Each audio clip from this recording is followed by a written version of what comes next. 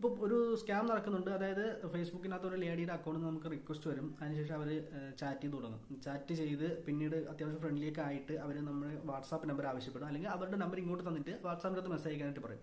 പിന്നീട് വാട്സാപ്പിനകത്ത് ചാറ്റ് ചെയ്യുന്ന സമയത്ത് അവരിങ്ങോട്ട് വീഡിയോ കോൾ വിളിക്കും. ഈ വീഡിയോ കോൾ അറ്റൻഡ് ചെയ്ത് കഴിഞ്ഞാൽ അപ്പുറത്ത് കാണുന്നത് ഒരു ന്യൂഡ് വിഷലായിരിക്കും. പിന്നീട് ആ കോളം കട്ടാവും. കട്ടായി കഴിഞ്ഞാൽ കുറച്ച് സമയത്തിന് ശേഷം ഒരു വീഡിയോ ഇങ്ങോട്ട് അയച്ചു തരും. ആ വീഡിയോയിൽ നമ്മൾ ഉൾപ്പെടുന്ന ഒരു അശ്ലീല ദൃശ്യമായിരിക്കും അവിടെ കാണുക. നമ്മുടെ വിഷ്വൽ കൂടി മെർജ് ചെയ്ത് ചേർത്തിട്ടുള്ള ഒരു അശ്ലീല വീഡിയോ ആയിരിക്കും അവരിങ്ങോട്ട് അയച്ചു തരിക. അപ്പോൾ ആ ഒരു വിഷ്വൽ കാണുന്നവർക്ക് നമ്മളാണ് എന്ന് തെറ്റിദ്ധരിക്കപ്പെടുന്ന തരത്തിലുള്ള ഒരു വിഷ്വലായിരിക്കും ആ കിട്ടുക. ഇതിപ്പോൾ ഒരുപാട് AI ടൂളുകളും മറ്റുമൊക്കെ ഉണ്ട്. അതായത് നമ്മുടെ ഒരു വിഷ്വൽ കിട്ടിക്കഴിഞ്ഞാൽ അത് ഡെവലപ്പ് ചെയ്ത് മറ്റൊരു വീഡിയോയിലേക്ക് മെർജ് ചെയ്തൊക്കെ എടുക്കാൻ പറ്റുന്ന AI ടൂളുകൾ ഇന്ന് നിലവിലുണ്ട്. അത്തരത്തിലൊക്കെ ചെയ്തിട്ട് ഒരു ഫേക്ക് വിഷ്വൽ അവിടെ ക്രിയേറ്റ് ചെയ്ത് നമുക്ക് തന്നെ അയച്ചു തരും. എന്നിട്ട് പറയുന്നത് നിങ്ങളുടെ സുഹൃത്തുക്കൾക്ക് ഞാൻ അയച്ചു കൊടുക്കാൻ പോവുകയാണ്, നിങ്ങളുടെ ഫേസ്ബുക്കിനകത്തുള്ള ഫ്രണ്ട്സിന് എല്ലാവർക്കും അയച്ചു കൊടുക്കാൻ പോവുകയാണ്.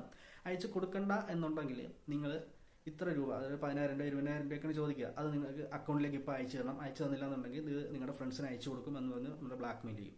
ഇതിനകത്ത് ആ ഒരു ന്യൂഡ് വിഷ്വൽ കാണിക്കുന്നത് ഒരിക്കലും ഇത് യഥാർത്ഥ വിഷ്വലൊന്നും അല്ല. അതായത് ഇപ്പോൾ ഇതുപോലെ ഒരു കമ്പ്യൂട്ടർ സ്ക്രീനിനകത്ത് ഒരു ന്യൂഡ് വിഷ്വൽ എടുത്തിട്ട് ഈ അവരുടെ വാട്സാപ്പിന്റെ ക്യാമറ ആ വിഷ്വലിലേക്ക് ഫോക്കസ് ചെയ്യും.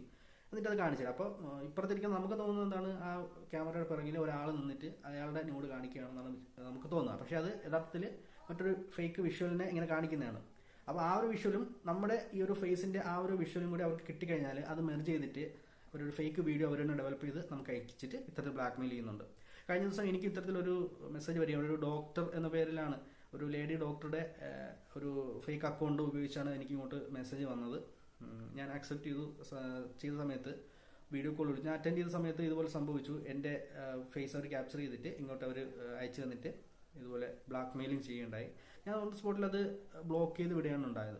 ഇത്തരത്തിൽ മെസ്സേജിൽ വന്നു കഴിഞ്ഞാൽ യാതൊരു കാരണവശാലും പണം അയച്ചു കൊടുക്കുക. കാരണം അവർക്ക് പണം കിട്ടുമെന്ന് മനസ്സിലായി കഴിഞ്ഞാൽ അവർ ഈ ഒരു ബ്ലാക്ക് മെയിലിംഗ് നിർത്തത്തില്ല. കാരണം അവർ ഇപ്പോൾ നിങ്ങൾ 10,000 രൂപ അയച്ചു കൊടുത്തു, അടുത്ത ഒരു 20,000 രൂപയ്ക്കും 30,000 രൂപയ്ക്കും അങ്ങനെ പൈസ അയച്ചു കൊടുത്തുകൊണ്ടിരിക്കേണ്ടി വരും. അപ്പോൾ യാതൊരു കാരണവശാലും പണം അയച്ചു കൊടുക്കാൻ നിൽക്കരുത്.